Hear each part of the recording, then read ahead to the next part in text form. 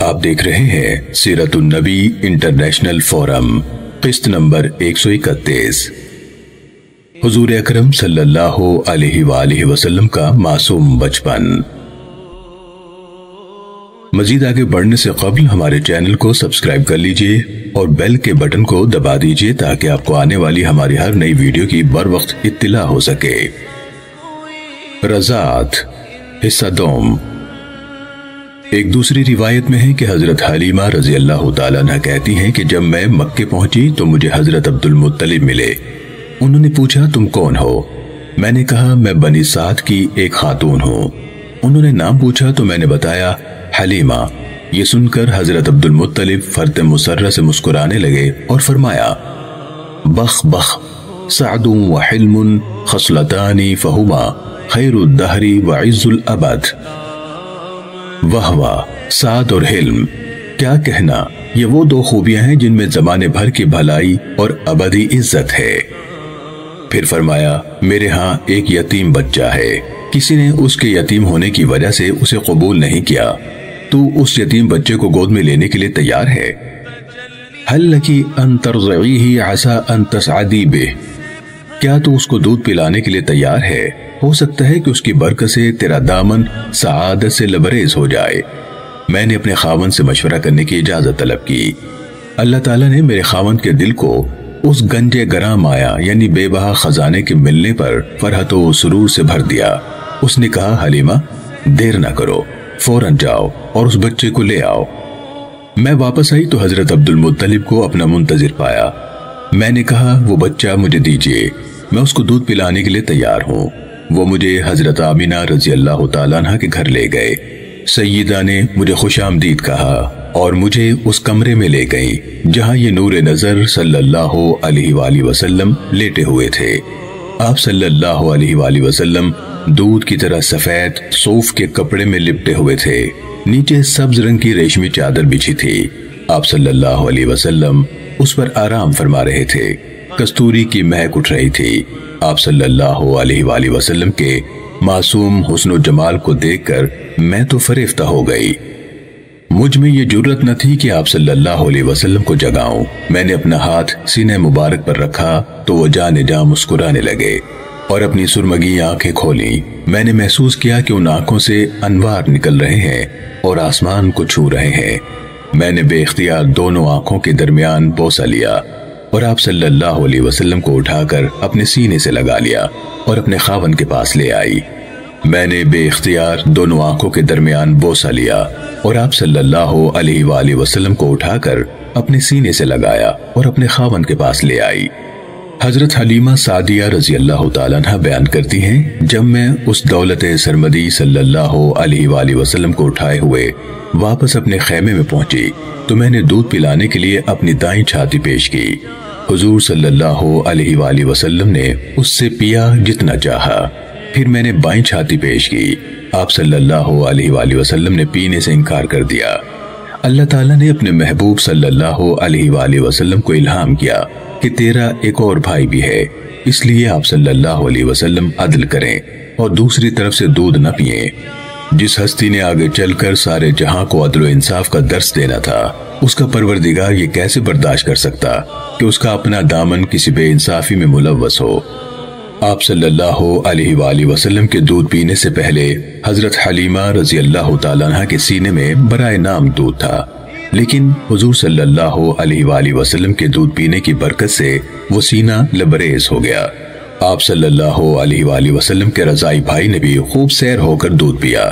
رات کو وہ بھی خوب جی بھر کر سویا۔ اس کو سلانے کے بعد میرا خاوند اس بوڑھی اور لاغر اونٹنی کی طرف گیا۔ یہ دیکھ کر اس کی حیرت و خوشی کی حد نہ رہی کہ اس کی اونٹنی کی کھیری دودھ سے بھری ہوئی ہے۔ اس نے اسے دوہا، خود بھی جی بھر کر پیا اور میں نے بھی سیر ہو کر دودھ نوش کیا۔ ہم سب رات کو خوب سوئے۔ وہ رات ہم نے بڑے آرام اور راحت کے ساتھ بسر کی۔ رات بھر میٹھی نیند کے مزے لوٹنے کے بعد جب ہم بیدار ہوئے تو میرے خاوند نے کہا واللہ یا حلیمہ لقد اخذنا نسمة مبارکہ، بخدا اے حلیمہ ہمیں سراپا خیر و برکت بچہ نصیب ہوا۔ میں نے کہا میں بھی یہی امید رکھتی ہوں۔ جب سب عورتوں کو رضاعت کے لیے بچے مل گئے تو ہمارا کارواں اپنے مسکن کی طرف روانہ ہوا۔ ساری خواتین اپنے نئے بچوں کے ساتھ اپنی اپنی اونٹنیوں پر سوار ہوئی۔ میرے پاس وہی گدھی تھی جو کمزوری کے باعث چل نہیں سکتی تھی، جس نے سارے قافلے کو آتے ہوئے پریشان کر دیا تھا۔ میں اپنے فرزند دلبند کے ساتھ اس پر سوار ہوئی۔ اب تو اس کی حالت ہی بدل گئی تھی، یوں تیزی سے قدم اٹھاتی تھی کہ قافلے کی ساری سواریاں پیچھے رہ گئی۔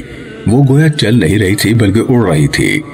قافلے والیاں چیخ اٹھیں، کہنے لگی، اے ابی زویب کی بیٹی، خدا تیرا بھلا کرے، ہم پر رحم کر اور اپنی گدھی کو آہستہ آہستہ چلا۔ بھلا یہ تو بتا، یہ وہی پہلے والی گدھی ہے جو قدم اٹھانے سے معذور تھی؟ اب اسے کہاں سے پر لگ گئے کہ اڑتی چلی جا رہی ہے؟ میں انہیں کہتی، بخدا یہ وہی گدھی ہے، خدا تمہارا بھلا کرے، تم دیکھتی نہیں کہ اس پر کون سوار ہے؟ آخر ہم اپنے قیام گاہوں پر پہنچ گئے۔ اللہ کی ساری زمین میں یہ علاقہ سب سے زیادہ قحط زدہ تھا، گھاس کا ایک تنکا بھی نظر نہیں آ رہا تھا۔ لیکن میری بکریاں شام کو جب واپس آتی تو ان کے پیٹ بھرے ہوئے اور ان کی کھیریاں دودھ سے لبریز ہوتی۔ ہم دودھ دوہتے اور خوب سیر ہو کر پیتے۔ دوسرے لوگوں کے ریوڑ بھوکے واپس آتے، ان کی کھیریوں میں دودھ کا ایک قطرہ بھی نہ ہوتا۔ لوگ اپنے چرواہوں کو ڈانٹتے اور کہتے، تم ہماری بھیڑ بکریاں وہاں کیوں نہیں چراتے جہاں ابو زویب کی بیٹی کی بکریاں چرتی ہیں؟ دن بدن ان انعامات اور برکات میں اضافہ ہوتا جاتا اور ہم خوشحالی کی زندگی بسر کرنے لگے، یہاں تک کہ 2 سال کا عرصہ ختم ہو گیا۔ میں نے حضور صلی اللہ علیہ وآلہ وسلم کا دودھ چھڑوا دیا۔ اس عرصے میں آپ صلی اللہ علیہ وسلم کی نشو و نما کی کیفیت نرالی تھی۔ 2 سال میں آپ صلی اللہ علیہ وسلم قوی اور توانا بچوں کی طرح ہو گئے۔ حضرت حلیمہ رضی اللہ تعالیٰ عنہ فرماتی ہیں کہ ایک روز حضور اکرم صلی اللہ علیہ وآلہ وسلم کو گود میں لیے بیٹھی تھی کہ بکریوں کا ایک ریوڑ میرے قریب سے گزرا۔ ان میں سے ایک بکری آگے آئی اور حضور صلی اللہ علیہ وسلم کو سجدہ کیا اور سر مبارک کو بوسہ دیا، پھر بھاگ کر دوسری بکریوں میں مل گئی۔ حضرت حلیمہ فرماتی ہیں کہ جب ہم مکے کے سفر سے واپس پہنچے تو ہر گھر سے کستوری کی مہک آنے لگی۔ وہاں کے سب لوگ حضور صلی اللہ علیہ وآلہ وسلم کی محبت میں دیوانے ہو گئے۔ جب حضور صلی اللہ علیہ وآلہ وسلم کی برکتوں کا مشاہدہ کرتے تو 100 جان سے فدا ہونے لگتے۔ جب کسی کو کوئی بدنی تکلیف ہوتی وہ آتا، حضور کی بابرکت ہتھیلی کو پکڑ کر تکلیف والی جگہ پر رکھتا، بِإِذْنِ اللہ فوراً شفا یاب ہو جاتا۔ اگر ان کا کوئی اونٹ یا بکری بیمار ہو جاتی تو اس پر حضور صلی اللہ علیہ وآلہ وسلم کا دست مبارک پھیرتے وہ تندرست ہو جاتی۔ آپ کہتی ہیں کہ راحت و خوشحالی کے یہ 2 سال گویا پل بھر میں بیت گئے۔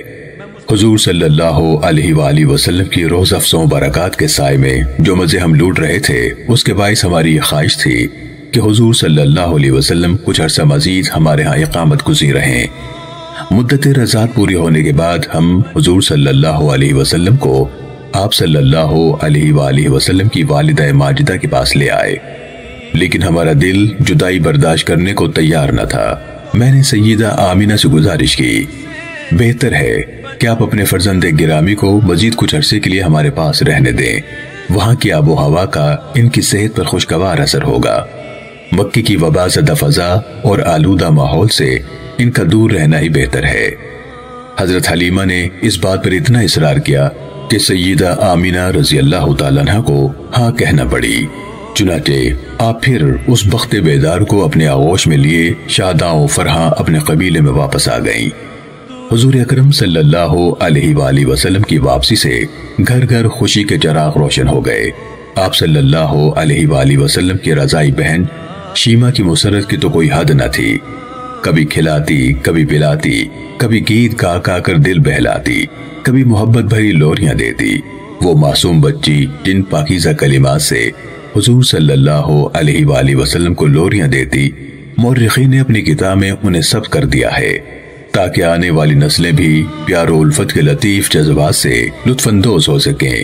وہ کہتی، یا ربنا ابقی لنا محمدن حتی اراہ یافعا و امردا، اے میرے رب میرے بھائی محمد صلی اللہ علیہ وآلہ وسلم کو ہمارے لیے سلامت رکھ، یہاں تک کہ میں آپ صلی اللہ علیہ وسلم کو جوان گھبرو دیکھوں۔ ثم اراہ سیدا مسودا وَأَقْمِتْ أَعَادِيهِ مَعًا وَالْحُسَّدَا، یہاں تک کہ میں آپ صلی اللہ علیہ وسلم کو اپنے قوم کا سردار دیکھوں جس کی سب اطاعت کر رہے ہوں۔ اے میرے رب اس کے دشمنوں اور حاسدوں کو ذلیل و رسوا کر، وَاعْطِهُ عِزًّا يَدُومُ أَبَدًا، اور انہیں وہ عزت عطا فرما جو ابدی باقی رہے۔ حضرت حلیمہ رضی اللہ تعالیٰ عنہ بتاتی ہیں کہ حضور صلی اللہ علیہ وآلہ وسلم کی واپسی کے 2-3 ماہ بعد ایک روز حضور صلی اللہ علیہ وآلہ وسلم ہمارے مکانوں کے عقب میں اپنے رضائی بھائی کے ساتھ بکریاں چرا رہے تھے کہ دوپہر کے وقت اچانک آپ صلی اللہ علیہ وآلہ وسلم کا بھائی دوڑتا ہوا آیا۔ وہ بہت گھبرایا ہوا تھا۔ اس نے بتایا 2 مرد جنہوں نے سفید لباس پہنا ہوا تھا میرے قریشی بھائی کے پاس آئے، پکڑ کر اسے زمین پر لٹا دیا، اس کے پیٹ کو چاک کر دیا۔ میں اور آپ صلی اللہ علیہ وآلہ وسلم کے رضائی والد دوڑتے ہوئے آپ صلی اللہ علیہ وسلم کی طرف لپکے۔ ہم نے دیکھا کہ آپ صلی اللہ علیہ وآلہ وسلم کھڑے ہیں اور چہرہ مبارک کی رنگت زردی مائل ہے۔ آپ صلی اللہ علیہ وآلہ وسلم کے والد نے آپ صلی اللہ علیہ وآلہ وسلم کو گلے لگایا اور پوچھا، میرے بیٹے کیا ہوا؟ آپ صلی اللہ علیہ وآلہ وسلم نے بتایا، میرے قریب 2 آدمی آئے جنہوں نے سفید کپڑے پہنے ہوئے تھے اور مجھے پکڑ کر زمین پر لٹا دیا، پھر میرے شکم کو چیٹ دیا، اس میں سے کوئی چیز نکالی اور اسے باہر پھینک دیا، پھر میرے پیٹ کو سی کر پہلے کی طرح کر دیا۔ ہم دونوں آپ صلی اللہ علیہ وآلہ وسلم کو اپنے ہمراہ لے کر واپس گھر آئے۔ آپ صلی اللہ علیہ وآلہ وسلم کے والد نے مجھے کہا، اے حلیمہ، مجھے اندیشہ ہے کہ آپ صلی اللہ علیہ وآلہ وسلم کو آسیب کا اثر ہو گیا ہے۔ ہمیں چاہیے کہ بچے کو اس کے گھر والوں کے پاس پہنچا دیں اس سے پہلے کہ آسیب کے اثرات ظاہر ہوں۔ چنانچہ ہم آپ صلی اللہ علیہ وآلہ وسلم کو لے کر سیدہ آمینہ کے پاس پہنچ گئے۔ ہمیں دیکھ کر سیدہ آمینہ گھبرا گئی، پوچھا، خیر تو ہے؟ کل بڑے چاؤ سے لے گئی تھی اور آج واپس بھی لے آئی ہو؟ ہم نے کہا، بخدا کچھ بھی نہیں ہوا۔ ہم نے سوچا کہ جو ہمارا فرض تھا وہ ہم نے بڑی خوش اسلوبی سے ادا کر دیا، اب بہتر ہے کہ ہم اس نونہال کو اس کے اہل خانہ کے حوالے کر دیں اور اپنی ذمہ داری سے سبکدوش ہو جائیں۔ سیدہ آمینہ رضی اللہ تعالیٰ عنہ نے فرمایا، مجھے سچ سچ بتاؤ، کیا حادثہ رونما ہوا ہے کہ تم نے اپنا ارادہ بدل لیا؟ آپ نے اصرار کیا تو حضرت حلیمہ بتانے پر مجبور ہو گئیں اور شق صدر کا واقعہ سنایا۔ آپ نے فرمایا، اے حلیمہ، کیا تمہیں یہ خوف ہے کہ میرے نور نظر کو شیطان کوئی اذیت پہنچائے گا؟ بخدا ہرگز نہیں، شیطان اس کے قریب بھی پھٹک نہیں سکتا۔ تم دیکھو گی کہ میرے اس بچے کی نرالی شان ہوگی اور میرا یہ بچہ آفتاب بن کر چمکے گا۔ اے حلیمہ، کیا میں اپنے بیٹے کے بارے میں تمہیں کچھ بتاؤں؟ حضرت حلیمہ نے عرض کیا کہ ضرور بتائیے۔ فرمانے لگی، جب مجھے حمل قرار پایا تو عام عورتوں کی طرح نہ مجھے اس کا کوئی بوجھ محسوس ہوا نہ اور کوئی تکلیف محسوس ہوئی۔ حمل کے دنوں میں نے خواب میں دیکھا کہ میرے اندر سے نور خارج ہوا جس کی روشنی میں مجھے شام کے محلات نظر آئے۔ ولادت کے وقت انہوں نے اپنے دونوں ہاتھ زمین پر ٹیکے ہوئے تھے اور سر آسمان کی طرف اٹھایا ہوا تھا۔ اب اسے میرے پاس ہی رہنے دو، میں خود اس کی خبر گیری کروں گی۔ رضاعت کا واقعہ ذکر کرنے کے بعد علامہ ابن کثیر رحمۃ اللہ علیہ لکھتے ہیں، یہ حدیث مختلف طریقوں سے مروی ہے اور یہ ان حدیث میں سے ہے جو سیرت نگاروں اور مغازی کے مصنفین کے نزدیک مشہور اور معروف ہیں۔ سیرت النبی صلی اللہ علیہ وآلہ وسلم کی یہ قصہ دیکھنے کا شکریہ۔ اسے دوسروں تک پہنچا کر صدقہ جاریہ کا حصہ بنیے۔ کسی بھی قسم کی غلطی پر ہم اپنے پروردگار کے حضور معافی کے خواستگار ہیں، اپنی اصلاح کے لیے شکر گزار ہوں گے اور آپ کی پرخلوص دعاؤں کے طلبکار ہیں۔ آگے کیا ہوا مزید جاننے کے لیے دیکھتے رہیے سیرت النبی انٹرنیشنل فورم۔